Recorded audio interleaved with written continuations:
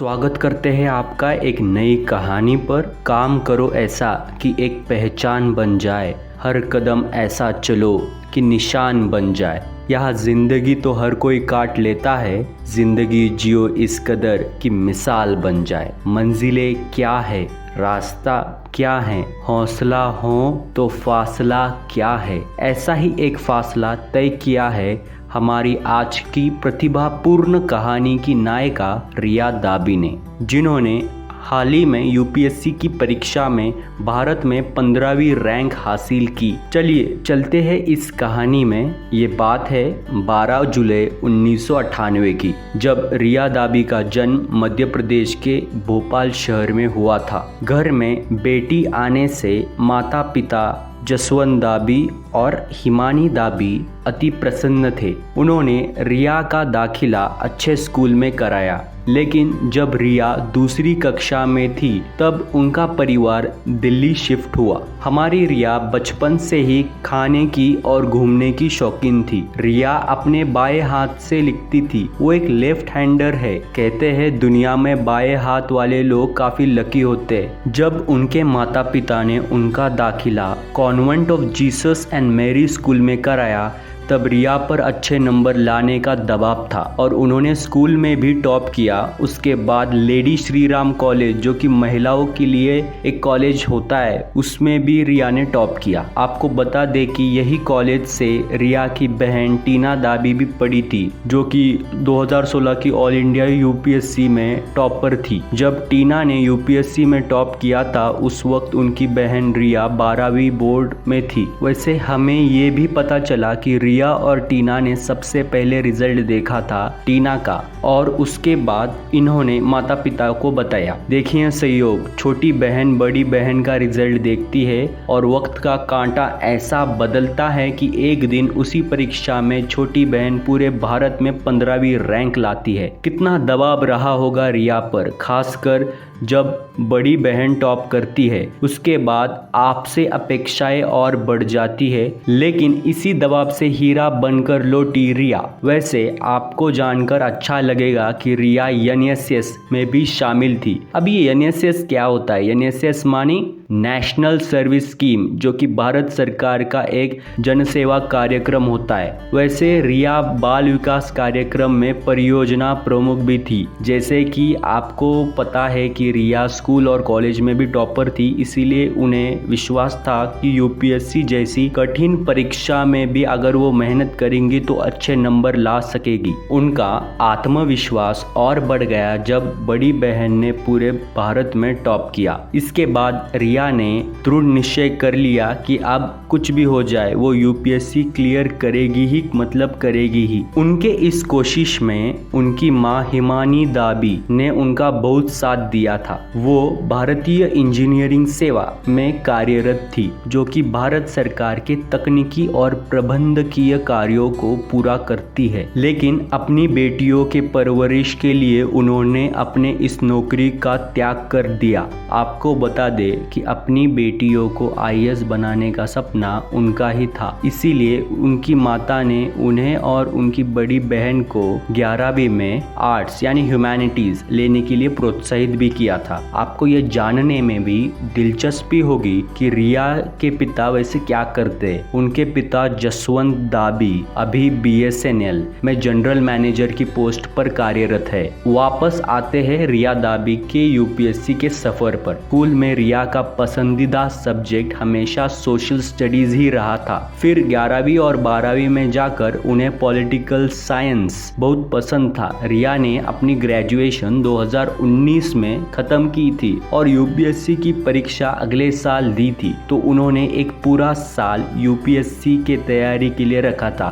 इस दौरान उन्होंने प्रीलिम्स और मेंस के लिए वाजीराम एंड रवि की आईएएस कोचिंग ज्वाइन की थी। रिया अपने लक्ष्य को पाने जाने के लिए हर रोज 8 से 13 घंटे पढ़ाई करती थी, जिसका फल उन्हें परीक्षा में मिला। इस दौरान उनके बड़ी बहन से भी बात होती थी। रिया उनसे नियमित समय पर मार्गदर्शन लेती थी। लेकिन आगे बढ़ने से पहले हम आपको ये बता दें कि आगे का सफ़र आपके लिए मुश्किल होगा, तो आप में से जो क्विट करना चाहता है वो यही क्विट कर ले। वैसे आपको अब यूपीएससी क्या होती है ये भी जानना पड़ेगा। तो यूपीएससी असल में 3 भागों में बांटा गया है। नंबर 1 प्रीलिम्स, नंबर 2 मेंस और नंबर 3 पर्सनल इंटरव्यू। तो रिया दाबी ने कैसे यूपीएससी क्रैक की ये भी आपको बताएंगे। साथ साथ अगर आप यूपीएससी करना चाहते हैं तो आपको उनका मार्गदर्शन हमारे वीडियो के जरिए मिल जाएगा, कहीं और जाने की जरूरत नहीं है। चलिए शुरू करते हैं रिया और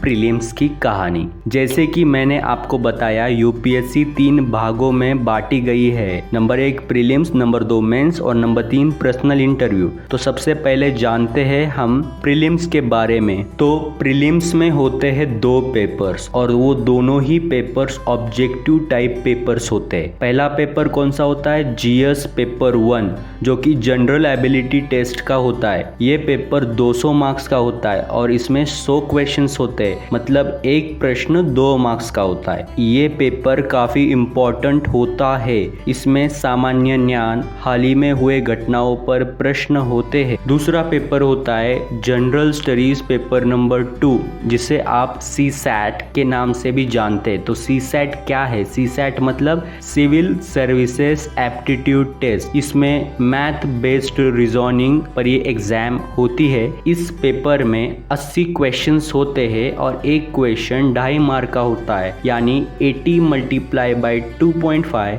is equal to 200 marks. So first paper prelims का वो 200 मार्क का था और ये भी पेपर 200 मार्क का है। कितना अच्छा संयोग है ना। लेकिन ये जो सेकंड पेपर होता है ना प्रीलिम्स का, ये उतना महत्वपूर्ण नहीं होता, क्योंकि आपको इसमें से सिर्फ 33% मार्क्स लेने होते हैं पास होने के लिए। लेकिन फर्स्ट पेपर का वैसा नहीं होता। जो आपका प्रीलिम्स का रैंक निकाला जाता है वो फर्स्ट पेपर से ही होता है। हाँ, लेकिन ये बात आपको बता दूं कि आपका जो फर्स्ट पेपर है वो तभी चेक होगा अगर आपके सेकंड पेपर में आपको 33% मार्क मिलते, तभी आपका फर्स्ट पेपर चेक होता है। रिया ने प्रीलिम्स की बहुत तैयारी की थी। उन्हें पता था प्रीलिम्स मतलब करंट अफेयर्स, और इसके लिए वो 2 न्यूज़पेपर्स पढ़ती थी। कौन कौन से थे वो 2 न्यूज़पेपर्स? आपको उत्सुकता हो रही होंगी। तो पहला न्यूज़पेपर है द हिंदू और दूसरा है द इंडियन एक्सप्रेस। रिया हर रोज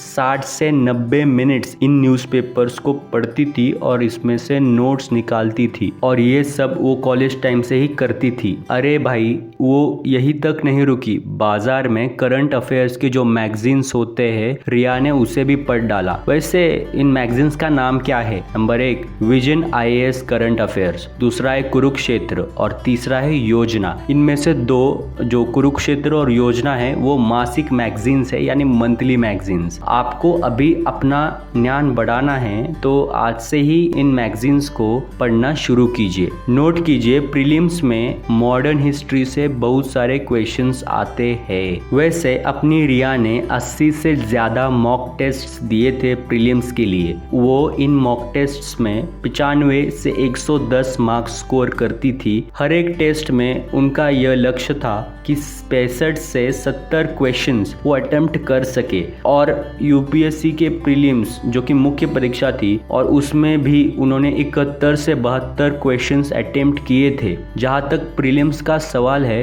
तो 4,82,770 कैंडिडेट्स परीक्षा में बैठे थे और इसमें से 10,564 कैंडिडेट्स मेंस के लिए क्वालिफाई कर पाए, यानी 2.18% सक्सेस रेट। और इसमें से एक थी हमारी रिया दाबी। वैसे स्क्रीन स्क्रीन पर आप सब प्रीलिम्स का कट ऑफ देख सकते हैं। ये सब मार्क्स आउट ऑफ 200 है, यानी 200 में से कितने मार्क्स चाहिए अगर यूपीएससी मेंस के लिए क्वालिफाई करना है। आप स्क्रीन पर देख सकते हैं नंबर्स। चलिए बढ़ते हैं हमारे अगले चरण में। ये है रिया और मेंस की कहानी। यूपीएससी मेंस वैसे तो 2 विभागों में बांटा गया है। पहला विभाग जिसमें आपको सिर्फ क्वालिफाई करना पड़ता है और इसमें आते हैं 2 पेपर्स जो कि 300 मार्क्स के होते हैं, मतलब एक पेपर 300 मार्क्स। तो इसमें आता है पेपर नंबर 1 ऑप्शनल लैंग्वेज। आप कौन सी भी ऑप्शनल लैंग्वेज चुन सकते हैं जो कि इंडियन कॉन्स्टिट्यूशन में लिखी गई है, और दूसरा होता है इंग्लिश का पेपर। तो मिनिमम क्वालिफाइंग मार्क्स हर पेपर में 25% यानी 300 में से 75 मार्क्स होते हैं, लेकिन हर साल 10% से भी ज्यादा छात्र इन 2 क्वालिफाइंग पेपर्स को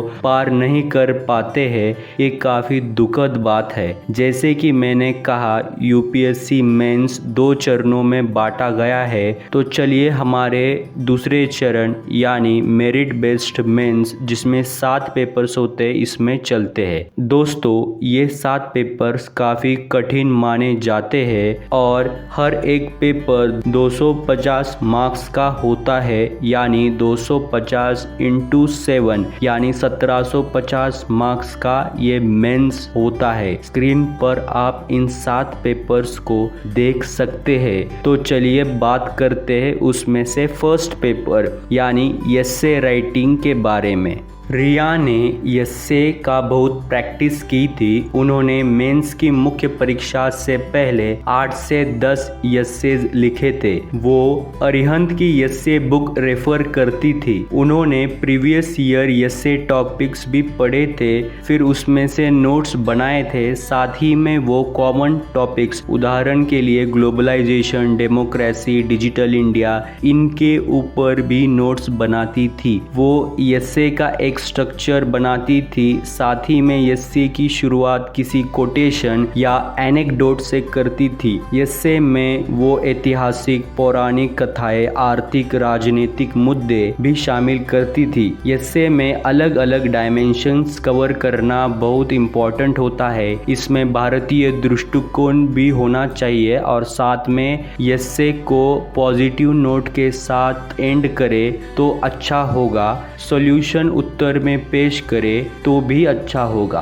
रिया दाबी ने वैसे thebetterindia.com ये वेबसाइट इस्तेमाल की थी पॉजिटिव स्टोरीज की खोज करने के लिए। वैसे ये वेबसाइट धीमंत पारेख और अनुराधा केडिया ने 2009 में शुरू की थी और ये एक भारत का डिजिटल प्लेटफॉर्म है जहां सिर्फ अच्छी खबरें दिखाई जाती है। रियल लाइफ केस स्टडीज इसमें दी गई है। आप इस वीडियो के बाद वो पढ़ सकते हैं। फिर आता है जनरल स्टडीज का पेपर नंबर 1 जिसमें आर्ट, कल्चर, हिस्ट्री, ज्योग्राफी होता है। और इस पेपर या सब्जेक्ट के लिए रिया ने नितिन सिंघानिया की आर्ट और कल्चर की बुक पढ़ी थी और उन्होंने कई वेबसाइट से नोट्स भी निकाले थे। साथ ही में वो एनसीईआरटी से भी सब्जेक्ट पर नोट्स निकालती थी। अब बात करते हैं जनरल स्टडीज के पेपर नंबर 2 के बारे में जिसमें governance, constitution, polity, social justice और इंटरनेशनल रिलेशंस होते हैं। और रिया दाबी ने इसकी बहुत तैयारी की थी। वो पॉलिटी के लिए इंडियन पॉलिटी बाय लक्ष्मीकांत ये बुक पढ़ती थी और गवर्नेंस के लिए एनसीईआरटी की पॉलिटिकल साइंस की 11वीं और 12वीं कक्षा की किताबें पढ़ती थी। जहां तक बात है इंटरनेशनल रिलेशंस की, तो उसके लिए रिया ने टाटा मैग्रॉ हिल की बुक रेफर की थी। तो आगे बढ़ते हैं जनरल स्टडीज के पेपर नंबर 3 जिसमें technology, economic development, biodiversity, environment, security और डिजास्टर मैनेजमेंट पर प्रश्न होते हैं। रिया ने एनवायरमेंट के लिए शंकर आईएएस की किताब पढ़ी थी, तो डिजास्टर मैनेजमेंट के लिए वो नोट्स और एनसीईआरटी से पढ़ती थी। साइंस और टेक्नोलॉजी के लिए रिया ने टाटा मैग्रॉ हिल की किताब पढ़ी थी और इंटरनेशनल सिक्योरिटी विषय पर कोचिंग मटेरियल से सहायता ली थी। इकोनॉमी के विषय के लिए रिया ने वाजीराम और नकवी ने लिखी हुई किताब पढ़ी थी। इस दौरान उन्होंने कई गवर्नमेंट साइट से इंफॉर्मेशन निकाली थी, जैसे कि pib.gov.in।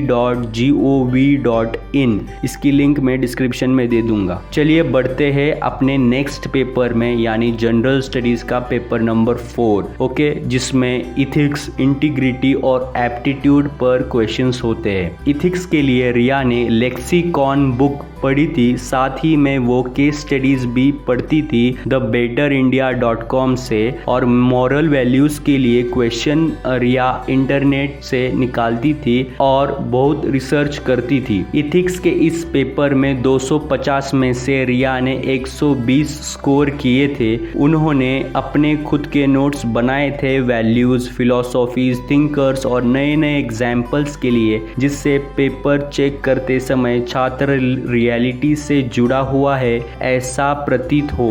रिया को इथिक्स का पेपर डिफिकल्ट गया था क्योंकि केस स्टडीज को याद करना काफी मुश्किल होता है। फिर आते हैं अपने अगले 2 पेपर्स जो कि ऑप्शनल होते हैं। रिया ने अपना ऑप्शनल पॉलिटिकल साइंस को चुना था। इसका भी एक रीजन है कि उन्होंने पॉलिटिकल साइंस और इंटरनेशनल रिलेशंस के ऊपर अपनी ग्रेजुएशन कंप्लीट की थी, और ये पेपर्स रिया के लिए स्कोरिंग पेपर्स थे। तो ये हो गए 7 पेपर्स यूपीएससी मेंस के लिए जो रिया ने दिए थे, और इसके लिए उन्होंने 30 से 40 मॉक टेस्ट दिए थे, विच मीन्स कि अगर कोई इंसान 30 से 40 मॉक टेस्ट देता है, वो भी यूपीएससी मेंस के लिए, तो आप देख सकते हैं कि कितना कठिन परिश्रम किया होगा। इससे आप ये भी जान सकते हैं कि उनकी तैयारी कितनी थी। रिया अपने ही हैंडराइटिंग में नोट्स पढ़ना पसंद करती थी। रिया ने इस सिलेबस पर लगभग 3 से 4 बार रिवीजन किया था। उनका ये मानना था कि एनसीईआरटी के साथ साथ आपको खुद भी रिसर्च करना चाहिए, अलग अलग किताबों से पढ़ना चाहिए और गवर्नमेंट वेबसाइट से इंफॉर्मेशन निकालनी चाहिए। वैसे रिया न्यूज़पेपर से महत्वपूर्ण न्यूज़ निकालकर अपने बुक में चिपका देती थी। वैसे जो लोग यूपीएससी मेंस को पार कर देते हैं वो पहुंच जाते हैं इंटरव्यू राउंड के लिए।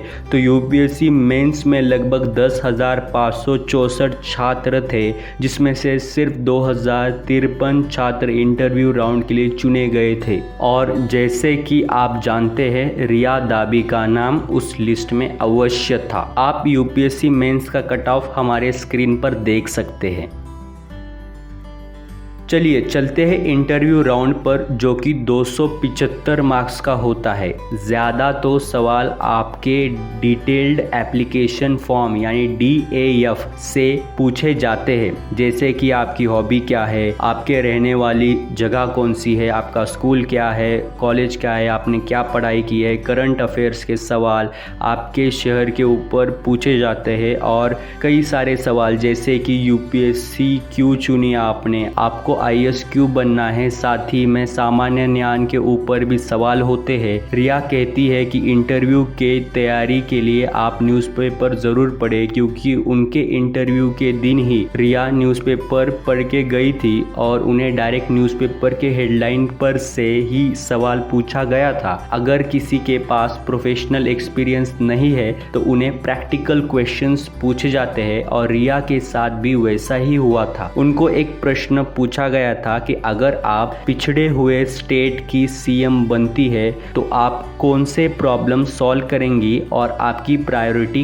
क्या होगी। रिया पहले से ही नारी शक्ति यानी वुमन एम्पावरमेंट को अपनी प्रायोरिटी मानती है। रिया ने 5 मॉक इंटरव्यूज दिए थे। उनका यह मानना था कि इंटरव्यू के लिए नॉलेज और कॉन्फिडेंस बहुत ज़रूरी होते हैं। साथ ही में वो ये भी कहती है कि आपके पास कॉन्वर्जेशनल स्किल्स भले ही कुछ ना हो, अगर आपके पास नॉलेज और स्किल है तो आप इंटरव्यू में अच्छा स्कोर कर सकते हैं। अब बहुत हो गई पढ़ाई की बातें, अब बात करते हैं रिया की अदर एक्टिविटीज़ के बारे में। रिया को फोक पेंटिंग्स बहुत पसंद है। वो सौरा और मधुबनी की पेंटिंग्स बनाती है। साथ ही में Riya fiction books, detective novels काफ़ी पढ़ती है, जैसे कि अगस्ता क्रिस्टी की हरक्यूल पायरेट या murder on the Orient Express. Riya इसके साथ साथ वर्कआउट भी करती है just for the sake of physical fitness. अब बात आती है रिजल्ट की। रिया ने अपना रिजल्ट शाम के 6 बजे देखा था। उन्होंने दरअसल 2000 2025 में से 1021 मार्क्स स्कोर किए थे, यानी 50.41% मार्क्स लिए थे और 15वीं रैंक हासिल की थी। और इसी साल के टॉपर शुभम कुमार को 1054 मार्क्स यानी 52.4% मार्क्स मिले थे। वैसे रिया दाबी की बहन टीना दाबी ने 2016 में टॉप किया था। उन्होंने 1063 मार्क्स स्कोर किए थे, यानी 52.49% मार्क्स। अभी टीना राजस्थान कैडर में जॉइंट सेक्रेटरी ऑफ फाइनेंस है और रिया भी अपने बहन की तरह राजस्थान कैडर में जाना चाहती है। इस साल दरअसल 761 कैंडिडेट्स की अपॉइंटमेंट हुई थी, उसमें से 180 आईएएस बने, 36 आईएफएस बने और 200 आईपीएस बने। कहते हैं कि विश्वास एक ऐसी ताकत है जिससे उजड़ी हुई दुनिया के अंधकार को मिटाया जा सकता है। ऐसा ही विश्वास कायम किया है रिया दाबी ने। अगर ये कहानी आपको अच्छी लगी हो तो हमारे चैनल को लाइक, सब्सक्राइब और शेयर करना ना भूले और इस वीडियो में दिए गई किताबों की लिंक नीचे डिस्क्रिप्शन बॉक्स में दिया गया है। चलिए मिलते हैं अगले वीडियो में।